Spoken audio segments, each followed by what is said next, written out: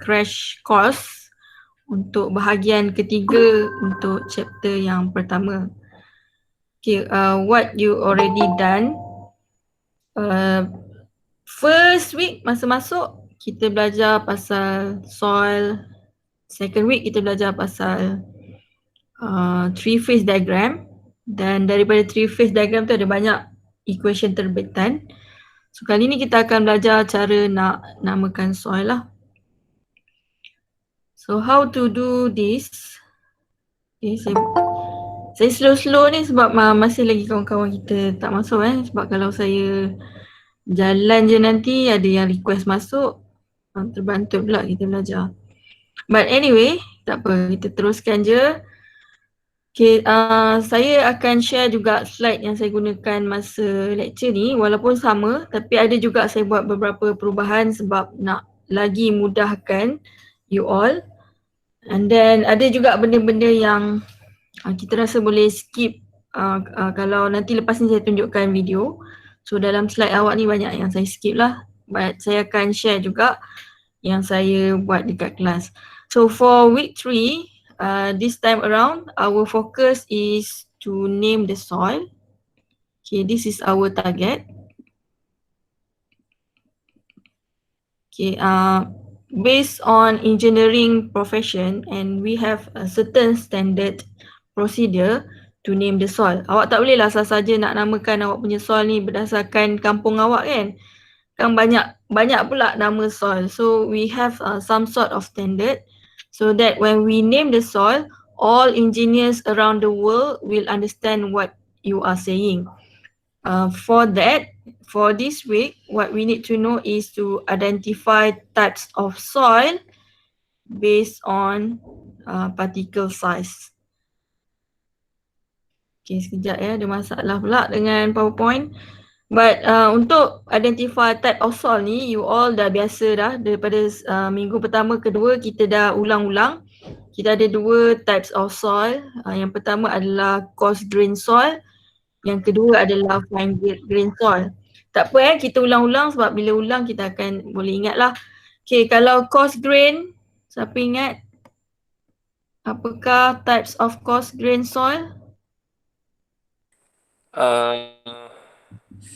Coarse grain soil Coarse.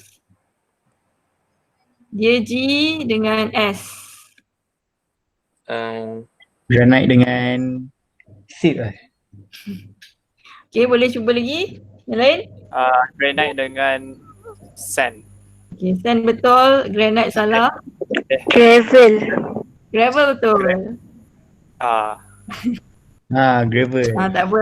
Gravel. Lepas ni boleh ingat Sekejap, saya nak. Aduh. Biasalah tu baru belajar kan. Okay, now how about your fine grain? Clay. Fine. Stone. Clay. Yeah, and Silt. Clay and silt. S-I petah je. SILT. So. Okay, Silt. tak susah nak ingat, ada dua dia. So, So awak boleh jadikan dia akronim lah, GSCS kan, gravel, sand, clay, silt. So ni diulang balik dekat you punya slide ni. So bila kita mention, you tak keliru lah. Kalau coarse grain, benda yang bila awak pegang awak akan rasa kasar-kasar tu. Kalau fine grain soil, if you touch the soil, it's slightly very smooth dan kita takkan rasa lah dia punya grain. And how to name? It is based on the determination of particle size distribution and grading characteristics. So we have two at this point. Particle size distribution we can rename as PSD, particle size distribution, and grading characteristic kita perlu buat sedikit calculation lah untuk grading. And for this one, before we can do the naming of the soil, you need to do lab session or lab activity. The lab activity is what we call as sieving method and sedimentation method. Okay, for sieving method, this is dry method and this is done for coarse grain soil. And for sedimentation, this is wet method and this one is for fine grain soil. Okay, nanti kita tengok kenapa berbeza. So next slide, saya dah pre-record untuk next slide. So hopefully you boleh dengar lah Okay, kalau dengar, cakap dengar.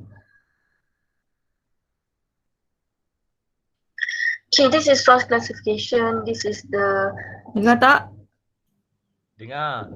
Dengar madam. Kita mulakan balik Okay, this is source classification. This is the subtopic where you need to learn about how to name the soil. So soil classification, the easiest way for you to understand is how to name the soil. Then imagine that I ask you to go outside and then take some portion of soil sample. You put the soil inside a container and then you bring it to me. And we have about how many students in this class? For about 20 to 23 students. So how actually we want to name all of this soil? Okay, some of you are from Kelantan, Terengganu, and then Selangor and KL. We cannot name the soil based on its location.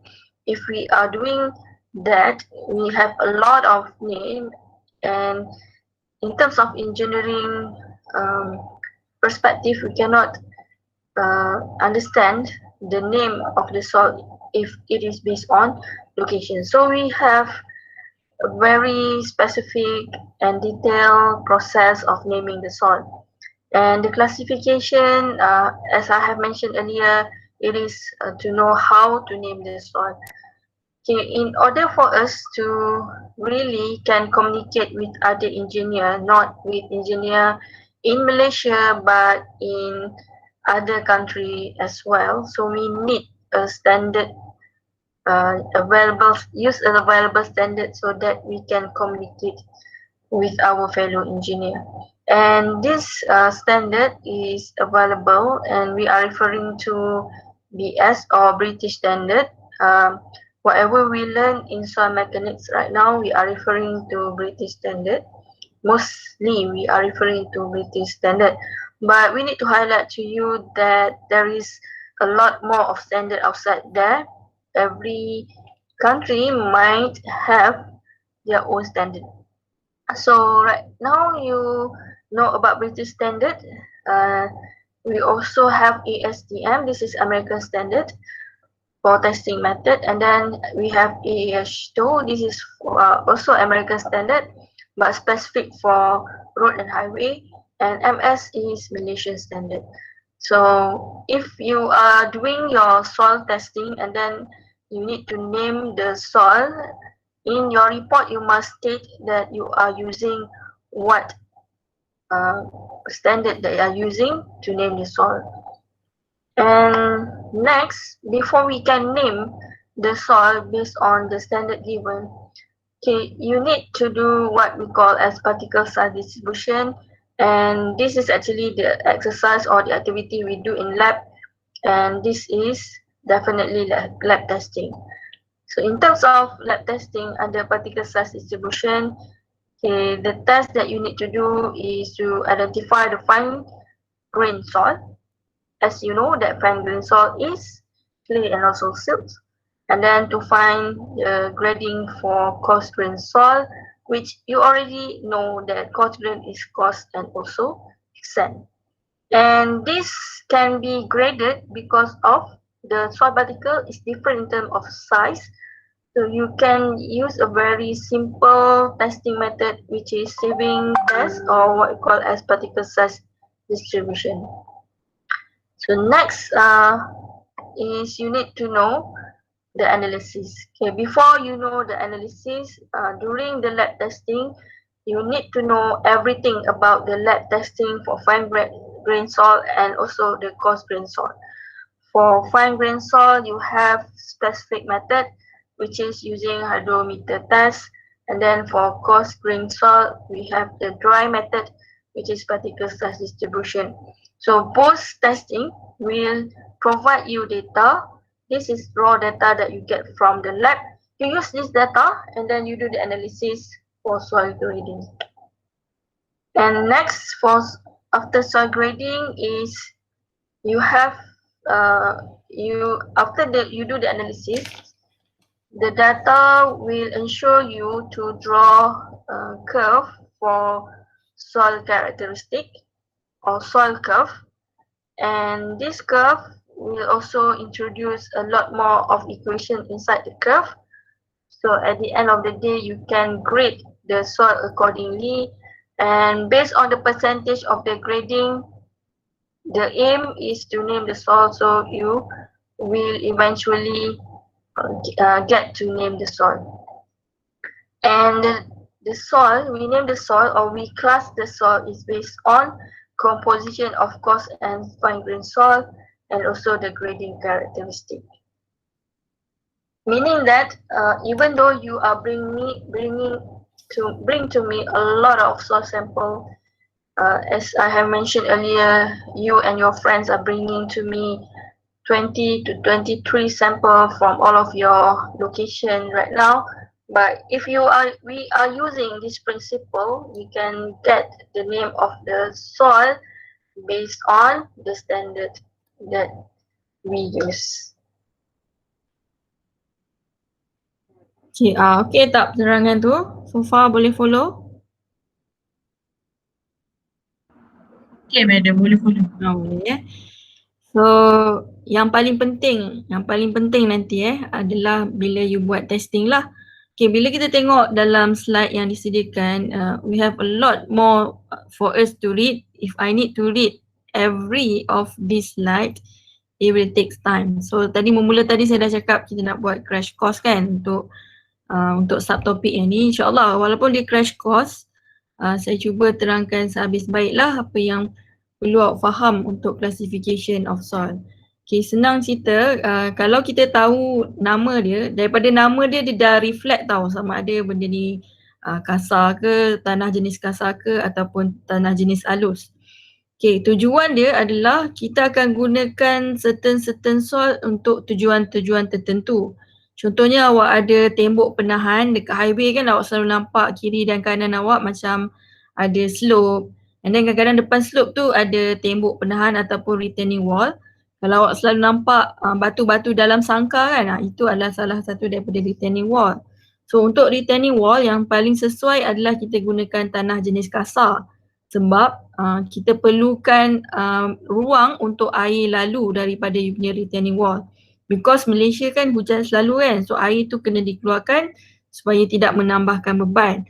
So macam mana pula dengan clay?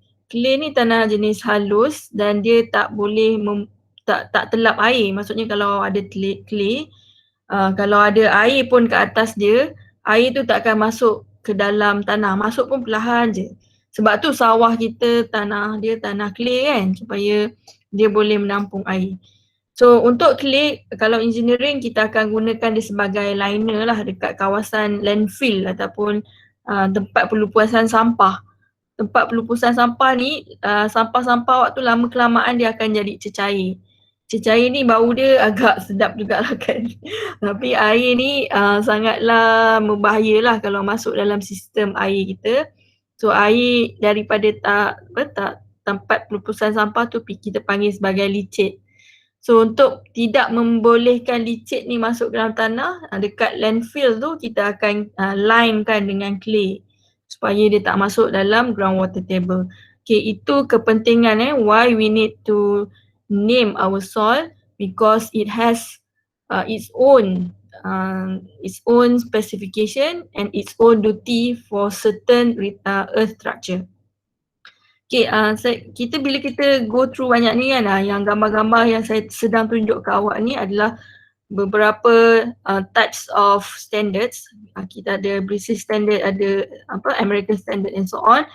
But don't worry, kita akan skip ni dulu. Skip tu bukan maksud kita akan tinggalkan terus. Saya akan tunjuk dulu cara nak buat testing ni di makmal. So after that, bila kita dah dapat result, kita akan patah balik lah kepada standard. So before I show you the video how to do the particle size distribution, okay, this is what you need to do in the lab. Okay, the lab testing is what we call as particle size test, and based on this we can do the typical grading curve.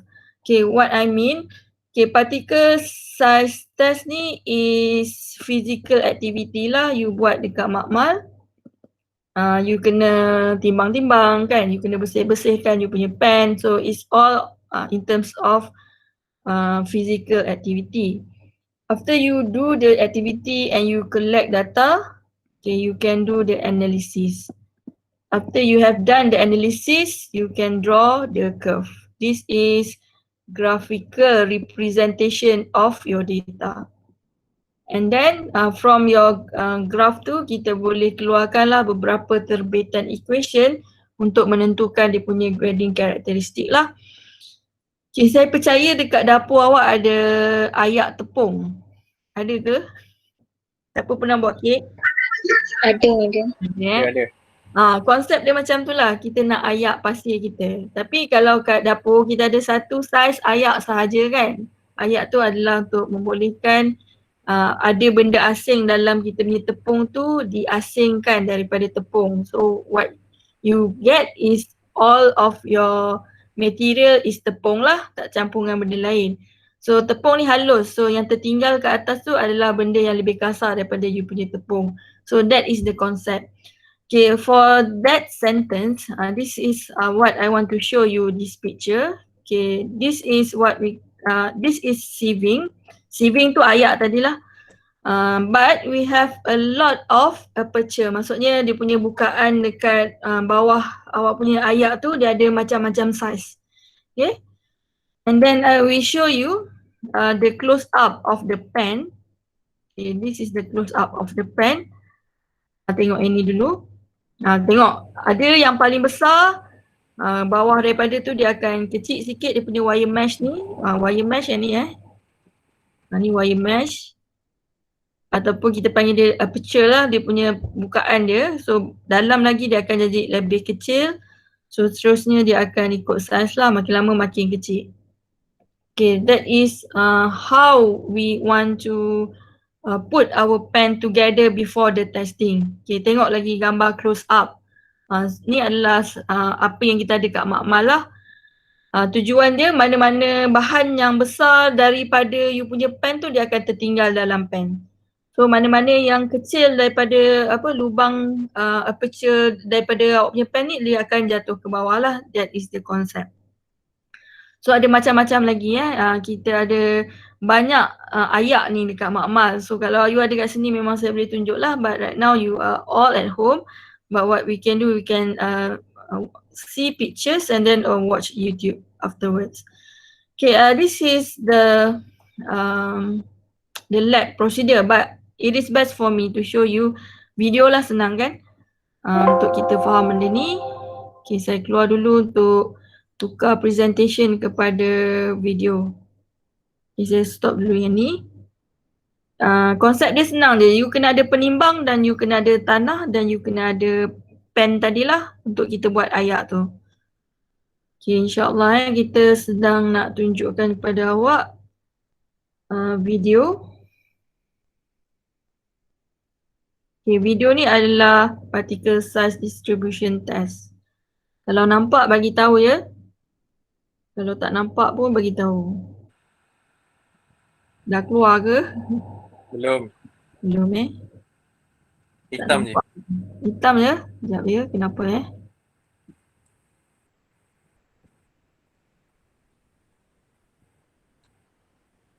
Okay, saya cuba lagi sekejap ya.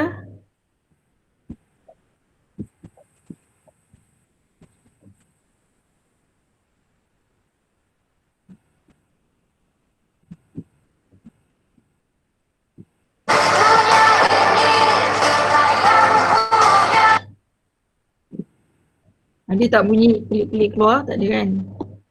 Ada. Ada. Ada tadi. Tunjuk juga dengar. Ya, betul tu.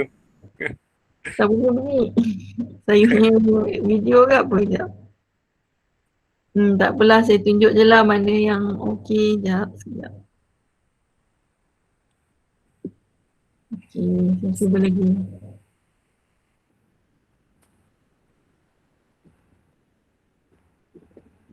Okay, macam mana sekarang? Nampak dah? Okey, nampak. Okay. tak tahu mana video yang bagus, tak apalah kita tengok je lah. Ni tengok YouTube.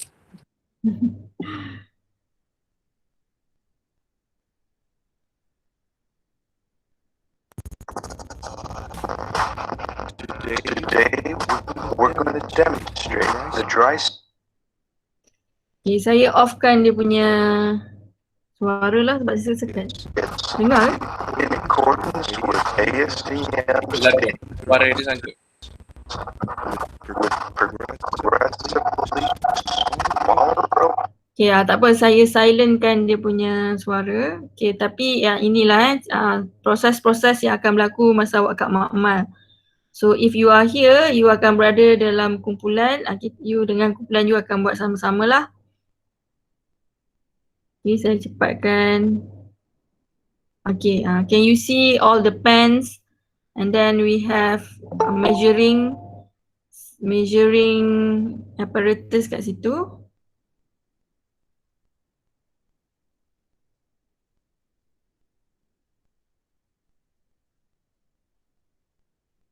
Okay, this is mechanical shaker lah. Kita ada electric dan kita ada mechanical. Motor kat bawah tu. Kita tutup semua ni dan kita akan buat benda ni diayak dalam masa lebih kurang 15 minit macam tu lah. Lebih kurang.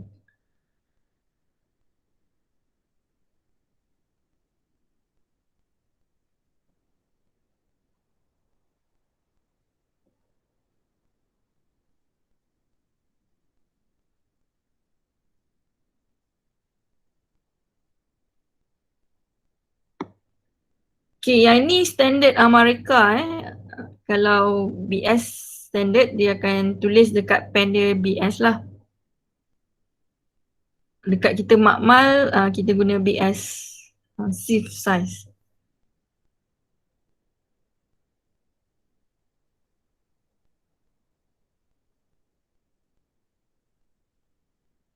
Okay, dia akan buat benda ni beberapa kali disebabkan kita tak boleh buat sekali harung untuk semua pen sebab dia ada limit jumlah pen yang boleh kita stack together supaya benda tu kita boleh shapekan lah. Biasanya kita akan ada 2 stage. Stage yang pertama adalah untuk butiran yang sangat-sangat kasar dan stage yang kedua adalah untuk yang lebih halus daripada tu. So tak apa benda ni simple je, straightforward. You masukkan tanah dalam tu, kita shake and then kita lepas shake kita akan keluar, kita akan timbang. Semua data tu we will record it in our table and we need that data for us to calculate. Untuk calculate tu kita akan terangkan kemudian lah. Okay, itu untuk tanah jenis kasar So sekarang ni kalau you bayangkan you take some portion of your soil outside your house. Okay, you cannot direct to do the testing. What we can do is we need to first dry the soil first. Either you put it in oven or you air dry for your soil. So which one is convenient, you can use that kind of drying. Okay, saya akan tunjuk juga satu part ni kita panggil dia sebagai riffling. Riffling adalah untuk kita agihkan kepada 2 bahagian sampel lah. Saya nak kena tunjuk gambar dia dulu, nanti saya terangkan kemudian. Okay, line internet nampaknya tidak berapa okey.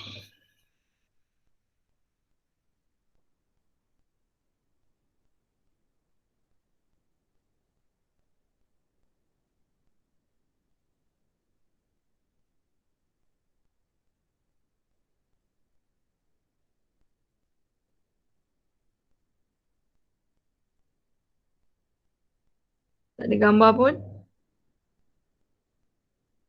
Okay, tak apa saya tunjuk gambar ni dulu. Okay, alat ni kita namakan dia sebagai riffler. Tujuan dia adalah untuk membahagikan soil kita kepada 2 bahagian dengan jumlah yang sama. So let's see how they do. Okay, bila dicurahkan soil ataupun batu, dia akan diagihkan kepada dua bahagian secara sama rata. Tengok sebelah ni ada batu satu portion.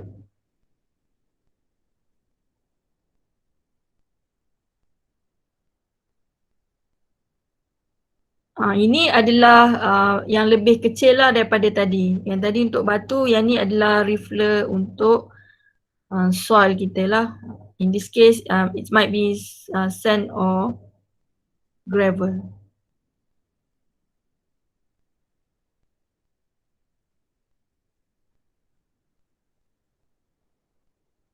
Okay, kita teruskan ke slide. Okay, nanti you all tengok sendirilah YouTube boleh ya. Tu saya cepat-cepatkan je lah.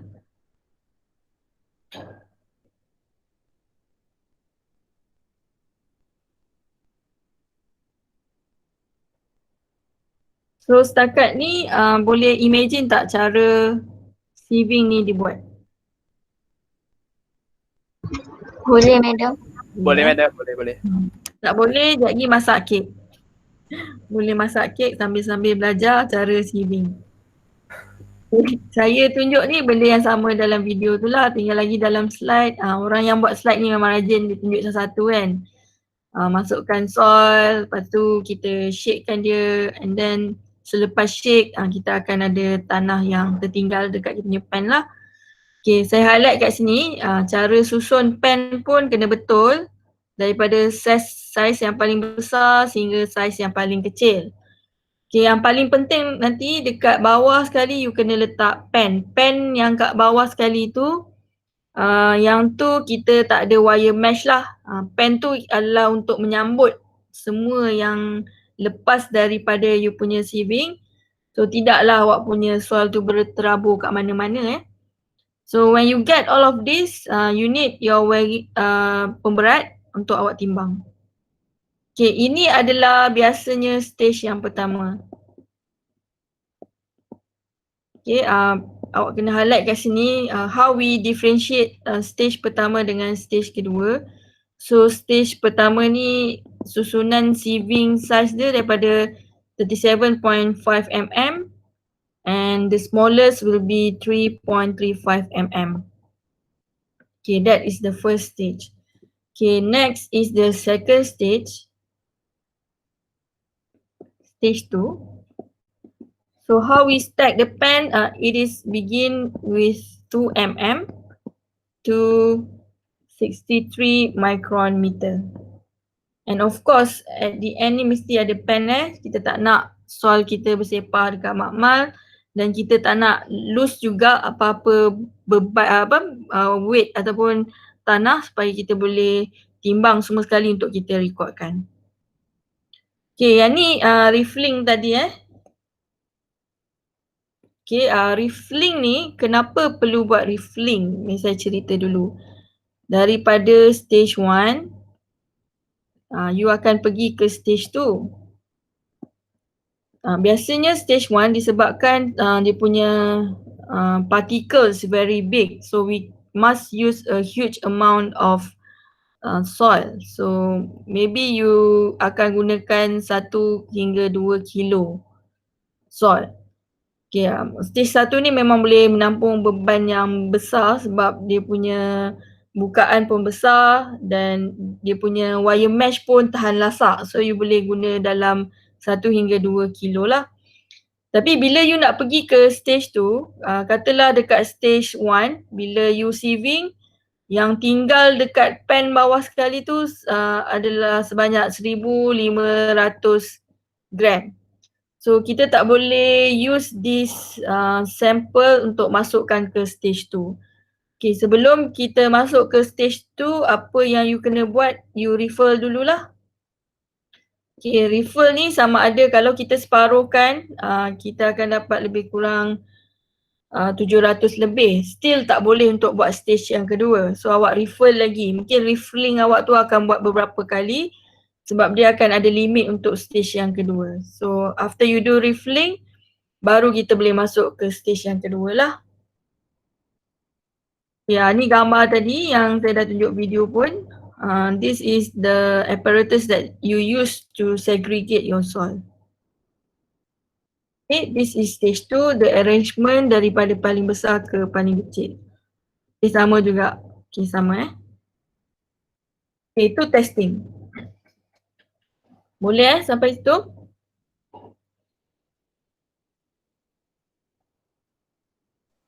Boleh.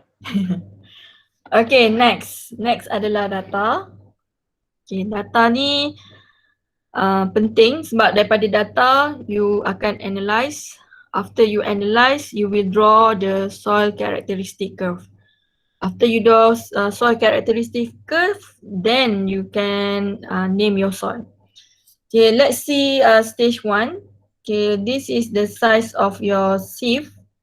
And this is the mass that retained in the sieve. Okay, for this case 37.5, mass retained to 0.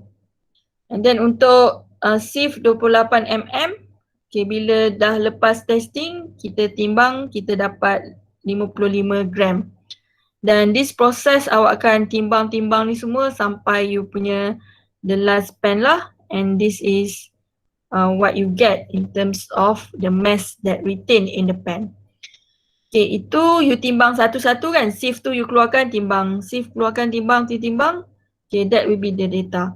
But then again, kita tengok tadi kan cara disusun sieving tu, kat bawah sekali ada pen. So pen tu sendiri kalau tak banyak sand yang tertinggal ataupun soil yang tertinggal dekat sieving step 1 tu, dia akan semua terkumpul dekat pen yang bawah sekali. So this is amount yang terkumpul kat bawah tu, kita kena timbang juga, and it is recorded as 1165 gram. And because we cannot use this amount untuk stage yang kedua, kita kena buat refill. So bila awak refill, awak pun kena recordkan berapakah jumlah gram yang awak gunakan untuk stage yang kedua. So when you have this one, kita buat sieving stage kedua, and this is the data. Okay, tak ada masalah, yang ni sama je. Ambil you punya pen, timbang, berapa yang tinggal tu you recordkan. Dan bawah sekali you ada pen content, recordkan juga. Okay, in terms of your task, bila awak test ke exam, biasanya inilah data yang diberi untuk awak ini sahaja. And then daripada data ni lah yang awak kena proses untuk dapatkan maklumat yang lebih bermakna lah untuk kita interpret sebagai dia punya nama of soil. Okay, next. Okay, ni adalah solution. Okay, cara kita jawab, kita akan masukkan dalam table. Okay, saya tunjuk satu persatu untuk kolom yang pertama ni. Ini adalah size sieve untuk stage 1.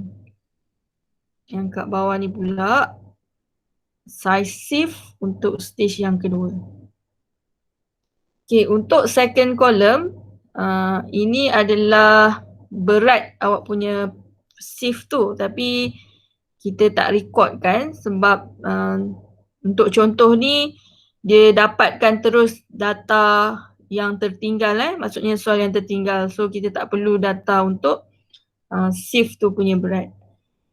And then if you look at this column, ni kolom yang ketiga ni, yang ini awak ambil balik daripada soalan tadi contoh 37.5, berat yang tertinggal, berat yang masih lagi ada dekat sieve tu adalah kosong. So untuk 28 mm size, dia punya berat soal yang tertinggal adalah 55. So you just collect all the data and put it inside the table. Okay, table betul. Petang ni macam tersasar sikit And then tengok kat sini ada pen content. Pen content letak kat sini pula, yang tertinggal dekat bawah sekali. Dan bila awak refer sampel, awak catatkan jugalah dia punya soil, berat soil yang you refer. Kat bawah ni adalah stage 2, salin balik daripada soalan. Hati-hati menyalin untuk pen yang size dia tu awak dapatkan data tu lah. Okey, untuk yang kolom seterusnya ni, tak ada apa-apa perubahan. Ni dia salin balik daripada data sebelah. Okey, kat sini je dia punya perubahan. Dia nak kira dia punya correction factor ataupun Riflin correction. So macam mana nak kira Riflin correction ni, boleh baca dekat sini A bahagi B ataupun D bahagi dengan E. Dengan maksud kenapa boleh dapat 5.94 ni, dia adalah disebabkan 1165 bahagikan dengan 196. So you boleh semak dengan menggunakan calculator. I think that's correct answer. Okay, bawah ni salin balik.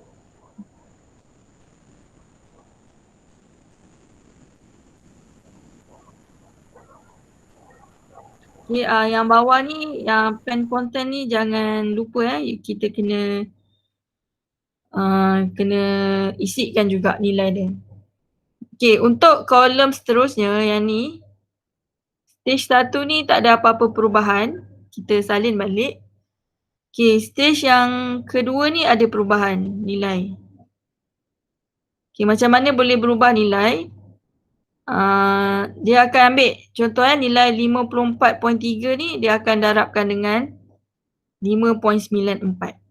Okay, contoh 322.8 ni adalah berasal daripada 54.3 darabkan dengan 5.94.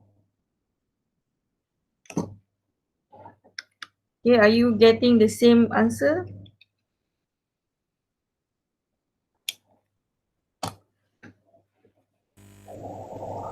Lebih kurang lah So seterusnya 38 ni pun darabkan dengan 5.94. 30 ni pun darabkan dengan 5.94. So all of this value in this column, okay, you must multiple with the Riflin correction. So you get a new value for this column. Okay, seterusnya tambahlah ni. Daripada stage 1 ke stage 2 semua nilai ni tambah sehinggalah awak dapat ni lah 2457.4. Okay, that is the total yang kita gunakan.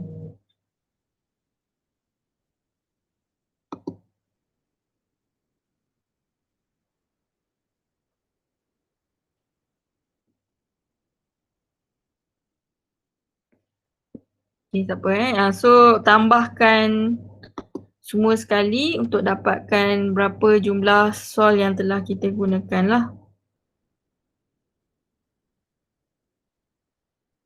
Okay, semua sekali kolom ni, nilai atas ni stage 1 tambahkan dengan stage 2. So you get the total amount of 2457.4. Okay, for next column, okay, what you need to do, percentage retain ni, nilai yang ni bahagikan dengan total darabkan dengan 100. Okay, contoh yang ni kosong bahagikan dengan 2457.4, you get 0.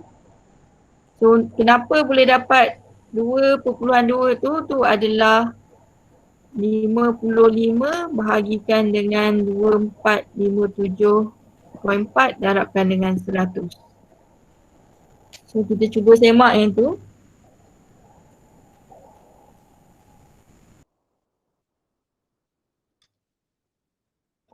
So you get 2.2. Okay, sama juga nilai sebelah you dapatkan nilai bahagi total darabkan dengan 100. Nilai 154 ni bahagi total darabkan dengan 100. So you get new value for percentage retain. So untuk kolom yang akhir sekali, okay, untuk yang kosong ni kita akan mulakan dengan 100. 100 ni bermaksud cumulative percentage passing. And then 100 tolak 2.2, you dapat 97.8. 97.8 minus 4.1, you get 93.7. 93 minus 6.3, you get 87.4. 87.4 minus 8.3, you get 79.1. Okay, that is what you do for the rest of the column until you get the last value of 0. Okay, yang lebih bagus selepas ni, bila you buat, you akan nampak lah cara nak jawab ataupun cara nak proses data-data yang ada. Sebab yang diperlukan adalah kita perlu data ni untuk plot graph dan kita perlukan data yang ni lah. Okay, sieve size dengan percentage of cumulative passing. Okay, after you have get the analysis done, okay, this is what you get. This is soil grading curve. Okay, cara nak you plot dekat soil grading curve ni, tengok data ni Saya padam dulu.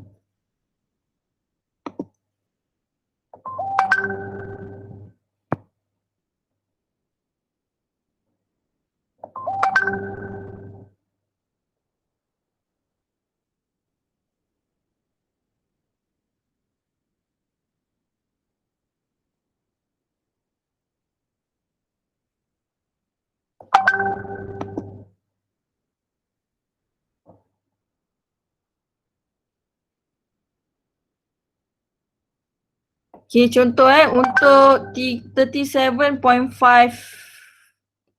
you punya cumulative percentage adalah 100. So pergi dekat graph. Okay, this is the size of 37.5 and the percentage passing is 100. That is why you put the point here. Okay, next you have 28 mm and the percentage passing is 97.8. So this is 28 punya mm and then you akan letakkanlah pada percentage passing. For each of the point, letakkan dalam you punya log paper ni. Okay, selepas you dah plot semua sekali, you akan dapatlah grading, soil grading curve ni.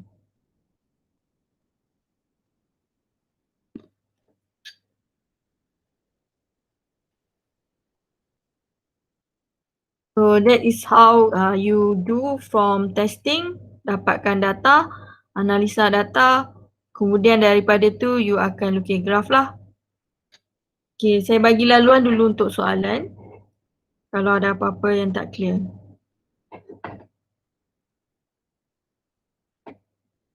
Okay ke? Madam, yang slide sebelum ni tu dia per berapa? Yang untuk kira yang second last Ni. 2.2 4.1 6.3 tu kira macam mana? Yang ni ke 2.2 4.1 ni? Tu kira macam mana?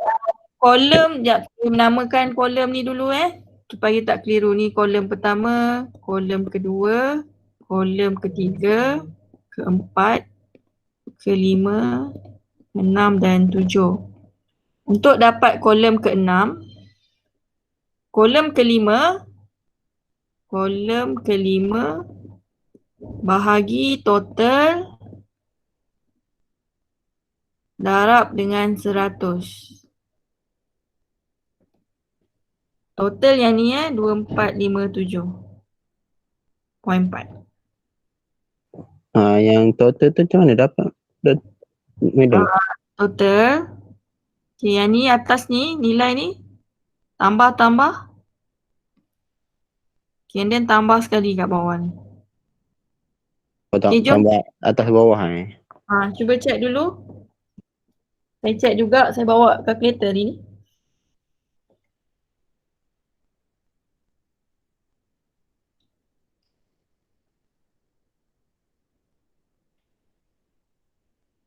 Dapat ke?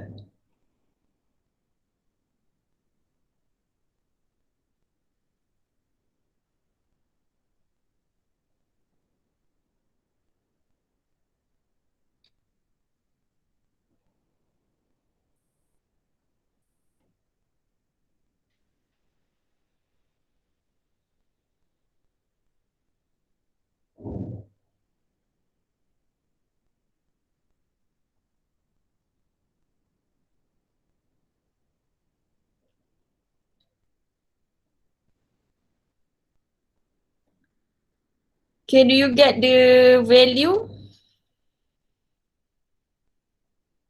Dapat.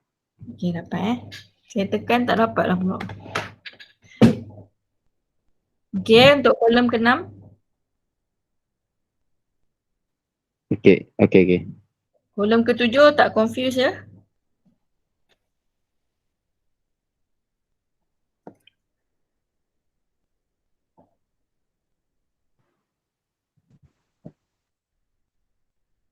Okay, yang lain? Okay, madam, okay. Okay, terima kasih. Okay, lepas ni gunakan balik lah data ni and then cuba buat. So selagi tak buat tu kita akan teragak-agak lah which one yang kita nak masukkan, apa yang kita nak bagi, apa yang kita tambah, kita akan keliru. Okay, selepas dapat kita punya grading curve, next adalah untuk namakan soil ni. Tapi sebelum boleh kita namakan, kita kena buat pengiraan komposisi soil. The soil composition, that is what we need to do first. Okay, saya kena guna warna lain sikit.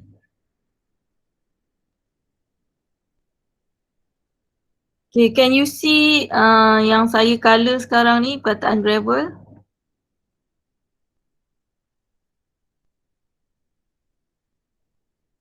And then, nampak And then saya pun sedang colourkan kawasan sand ni. And then hujung sekali ada silt dan juga clay lah. Sekejap, padam balik.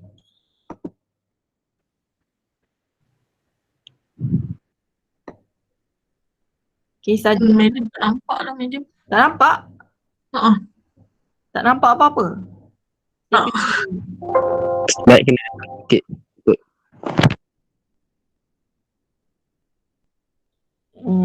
Oh, dah stop sharing. Sekejap ya.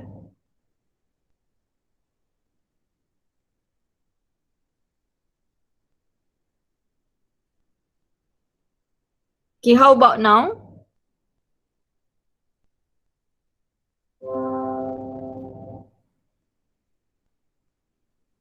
How about now? Okay, nampak. Ada dah? Okay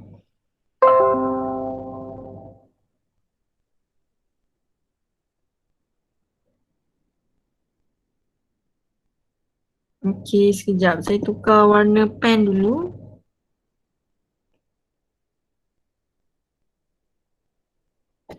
Okay, next adalah to know the composition of soil. Okay, how to calculate for composition. Okay, right now you have gravel ni, you tarik sampailah kena you punya curve. And then kita nak baca berapa persen kat situ.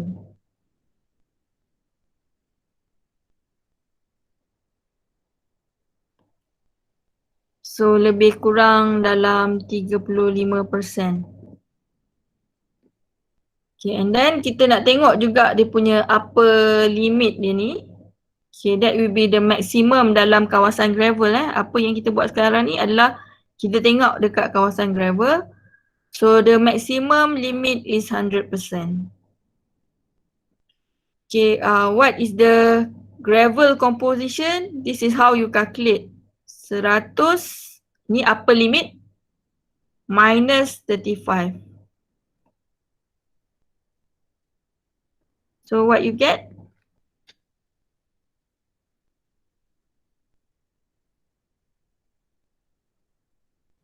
$65. 65. Thank you. Okay, now you can do the conclusion. For gravel, the composition of gravel is equal to 65%.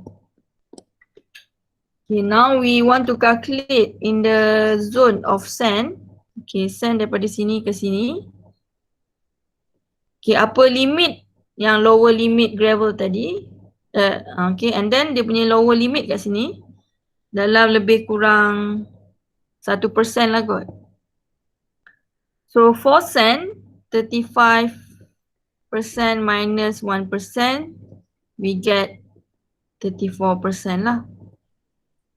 So for sand, the composition of sand is about 34%. Untuk mencukupkan 100%, we know that we have a very small portion of fine particle which is 1%. Okay, 1% silt lah. Okay, tolong catat yang ni sebab kita nak namakan soil, kita perlu ingatlah berapa gravel, berapa sand dan berapa juga fine soil. So your gravel is 65%, sand 34% and fine soil is 1%. Ya, saya cakap saya tak akan skip apa-apa slide So kita patah balik ke British Standard.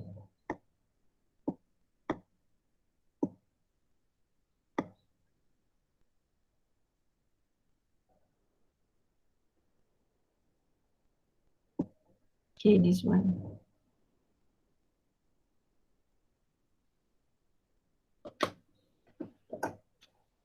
Okay, saya salin balik gravel 65%,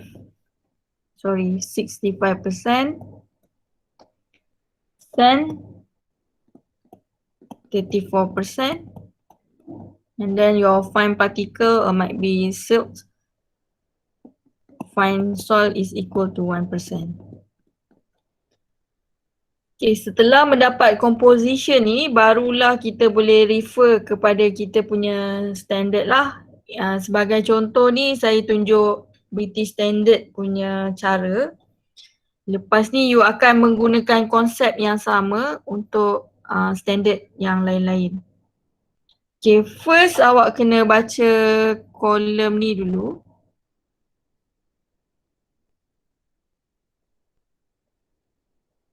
Okay, kolom tu cakap apa? Less than 35% of the material is finer than 0.06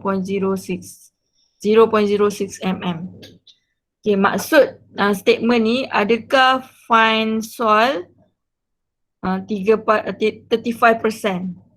Kita tengok dekat fine soil kita ni kan. Fine soil kita memang less than 1%. Sebab tu kita akan namakan kita punya soil data ni sebagai coarse grain soil. Okay, next. You kena baca dekat statement kolom kedua. Okay, untuk saya mudahkan. Okay, you compare antara gravel dengan sand mana lebih besar percentage dia.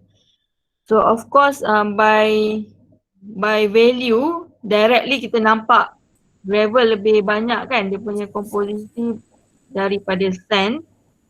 So kita tahulah soal ni gravel lah sebab gravel lebih banyak daripada sand. So macam mana? Ini soalan ke?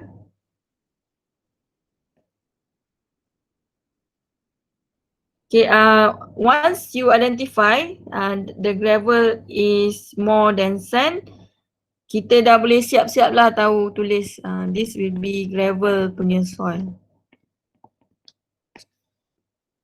Okay, and then semak dekat kolom ni, kalau dia kata percentage of fine is antara 0 hingga 5%, so it is confirmed that this soil is gravel.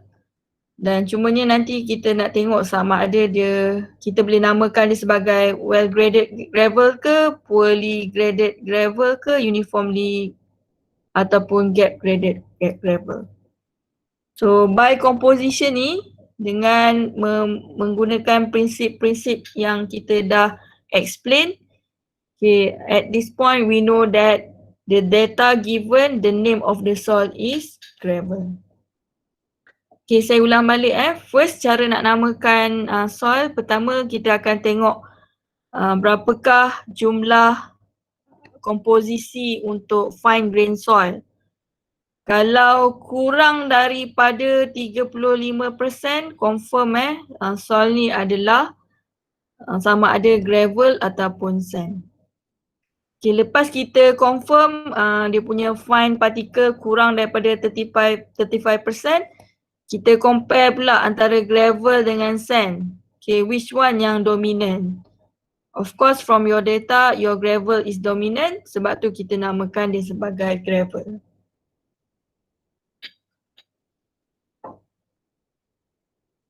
Okay, kita cuba pula, saya bagi contoh random untuk membolehkan awak namakan soil ni. Okay, let's say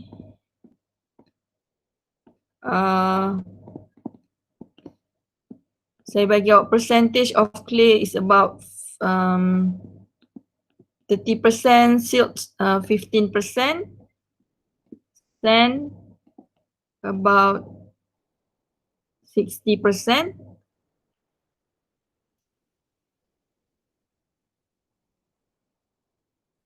uh, 50%, gravel 5%. Okay, contoh ni contoh lain. Bila awak dapat data, awak calculate. At the end of the day, you dapat gravel 5%, sand 50%, silt 15%, clay 30%.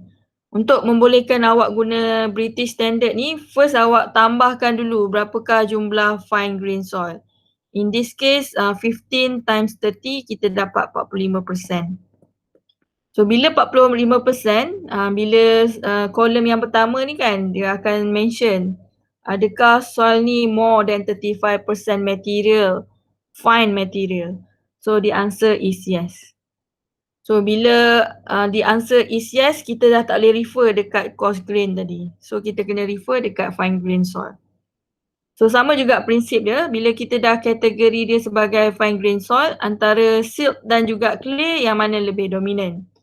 So in this case, clay dominant, so we know that the name of the soil will be clay.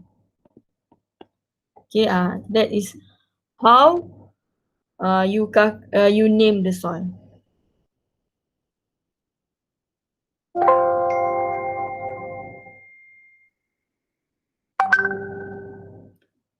Boleh lagi ke?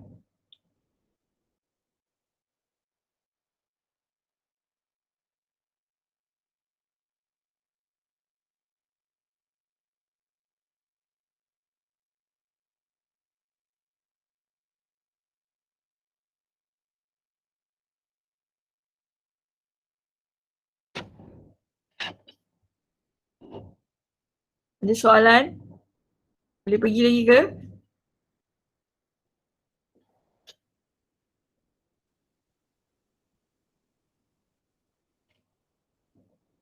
Ada ke orang kat sebelah sana?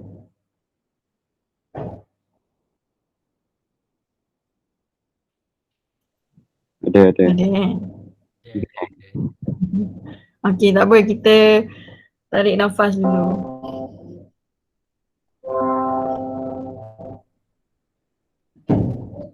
Okey, secara kesimpulan tadi kita dah terangkan cara nak namakan soil. Ada proses-proses dia. Proses yang pertama adalah buat lab. Proses kedua adalah proses awak punya data lab. Stage yang ketiga adalah untuk awak lukis curve tadi. And then lepas lukis curve, awak kena cari komposisi ataupun soil composition. How many gravel, how many percentage of gravel, what is the percentage of sand, what is the percentage of silt and also clay. Okay, next nanti awak akan tengok cara untuk kita grading lah. Tapi saya rasa saya akan stop kat sini dulu. Apa yang saya nak you all buat, nanti data yang kita buat dalam kelas ni, minta awak kira lah yang ni. Kalau tak ada borang, sekejap lagi saya bagi borang. Tapi kalau tak gunakan borang, susah nak print, awak boleh tulis manual je gunakan buku tulis. So yang penting awak tahu nak calculate lah.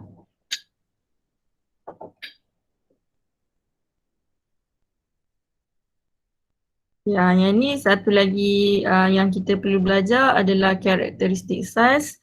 Tapi kita akan buat for the next class, insyaAllah. Okay, open for question. Masih awal lagi sebelum pukul 6 tapi I think I will stop at this point.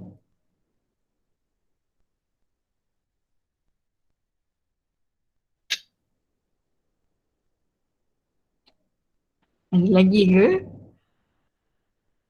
Boleh ke stop kat sini? Boleh. Tak ada soalan confirm? InsyaAllah. Tak apalah, go through lah nanti sikit-sikit perlahan-lahan. Okay, at that point, saya stop kat sini dulu. Hopefully you dapatlah sedikit sebanyak. Kalau tak dapat boleh ulang balik tengok slide ni. Yang penting data ni awak boleh masukkan dalam form. Form ni awak boleh analyse. Dan penting juga untuk awak boleh lukis this curve. Okay, sebelum lepas ni saya akan hantar borang table tu dan juga log graph ni lah supaya awak boleh plot, insyaAllah. Okay, terima kasih banyak. InsyaAllah kita akan jumpa lagi next class. Assalamualaikum warahmatullahi wabarakatuh. Thank you all. Salam. Thank you, madam. Thank you, madam.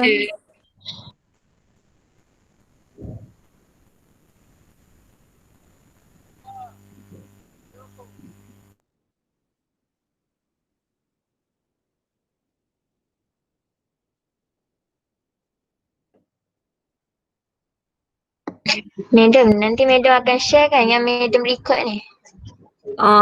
Kita tengok kalau dia cepat proses saya upload hari ni jugalah. Kalau tidak esok ke lusa ke. Baik. Okay. Thank you.